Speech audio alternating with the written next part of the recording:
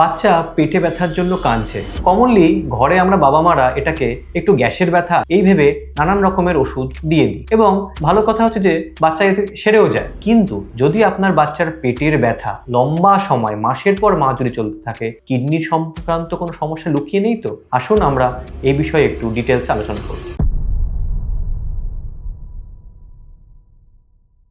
নমস্কার, আমি doctor Niladri Bose, consultant paediatric nephrologist, অর্থাৎ বাচ্চাদের কিডনির doctor, attached with Nephrocare India Shyambazar unit. Kidney কিন্তু আমাদের পেটের মধ্যেই থাকে, একটু পিছনের দিকটায় থাকে, সামনের দিকটায় থাকে না। তো সেই কারণে কিডনির নানান ধরনের সমস্যার জন্য ব্যথাটা হয় পিঠের পিছনের দিকটা অথবা পেটের সামনের দিক বা তলপেটের দিকে ব্যথা হতে পারে। এবং কমনলি এই যে পেট ব্যথাগুলোকে আমরা আমাদের স্টমাক এর জন্যই আমরা ভাবি। তাহলে আসুন জেনে নিই কিডনির কি কি অসুখের জন্য আমাদের পেটে ব্যথা হতে পারে। একটা হতে পারে টয়লেটের ইনফেকশন বা পেচ্ছাপের ইনফেকশন, যেখানে পেচ্ছাপ করতে গেলে জ্বালা যন্ত্রণা, তলপেটের দিকে ব্যথা, এগুলো হতে পারে। পাইলোনেফ্রাইটিস বা কিডনিতে কোনো অ্যাবসেস, সেক্ষেত্রে ব্যথাটা পেটের মধ্যেই থাকবে এবং তার সাথে জ্বর আসতে পারে এবং কাঁপুনি দিতে পারে। বাচ্চাদের কিডনিতে কিন্তু পাথরও হতে পারে। আগে হ্যাঁ, পাথর শুধু বড়দের হয় না, বাচ্চাদেরও হয়। সেক্ষেত্রে ব্যথাটা উপর পেটের দিকে, তারপর ধীরে ধীরে নাভির দিকে বা পিছনের দিকে কিন্তু ব্যথা সরে যেতে পারে। এছাড়া নেফ্রোটিক সিনড্রোম বা নেফ্রাইটিক, যেখানে আমাদের পেট ফুলে যায় এবং প্রস্রাব থেকে প্রোটিন নির্গত হয়,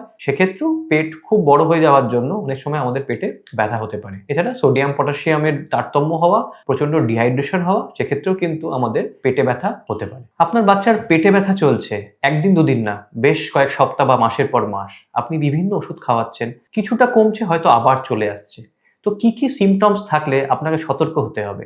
যেমন ধরুন, পেটে ব্যথার সাথে হয়তো বাচ্চার টয়লেট করতে গেলে প্রচন্ড জ্বালা বা ব্যথা করছে, বাচ্চা বারবার টয়লেট করতে যাচ্ছে, বাচ্চা টয়লেট ধরে রাখতে পারছে না, এর সাথে প্রচন্ড হাই গ্রেড জ্বর আসছে, বা তার সাথে বাচ্চার একটু কাঁপুনি বা শিভারিং হচ্ছে। হয়তো আপনার বাচ্চার চোখের তলা, গাল ফুলছে, পা ফুলছে, টয়লেট কমে যেতে পারে, বা টয়লেটের মধ্যে হয়তো ফেনা ফেনা হচ্ছে, অথবা বাচ্চার টয়লেটের কালারটা খুব ডার্ক হচ্ছে বা রেডিশ হচ্ছে।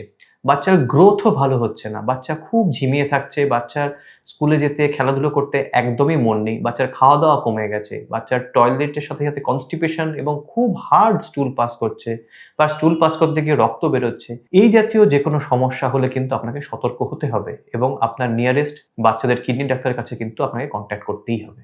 এই বিষয় বা স্বাস্থ্য সম্পর্কিত অন্য যে কোনো বিষয়ে আপনাদের কোনো প্রশ্ন থাকলে ভিডিওর নিচে থাকা ডেসক্রিপশন বক্সে এই লিঙ্কটিতে ক্লিক করুন এবং আপনাদের প্রশ্নটি রাখুন। আমাদের এক্সপার্ট টিম আপনাদেরকে যোগাযোগ করবে। এছাড়া আমাদের নেফ্রোকেয়ারে রয়েছে এক্সপার্ট ডায়েটিশিয়ান টিম, যারা বাচ্চাদের নিউট্রিশন সম্বন্ধে আপনাদেরকে সহায়তা করবে এবং গাইড করবে। এছাড়াও বাচ্চাদের ইয়োগা বা লাইফস্টাইল মডিফিকেশনের জন্য আপনারা আমাদের মুক্তি যোগা প্রোগ্রামেও এনরোল করতে পারেন। Last but not the least, আমাদের expert paediatric nephrology team 24/7 available আছেন। আপনারা আপনাদের কোনো সমস্যা হলে আমাদের যোগাযোগ করবেন এবং আমরা আপনাদেরকে সহায়তা করার চেষ্টা করব। নমস্কার, সুস্থ থাকবেন, ভালো থাকবেন।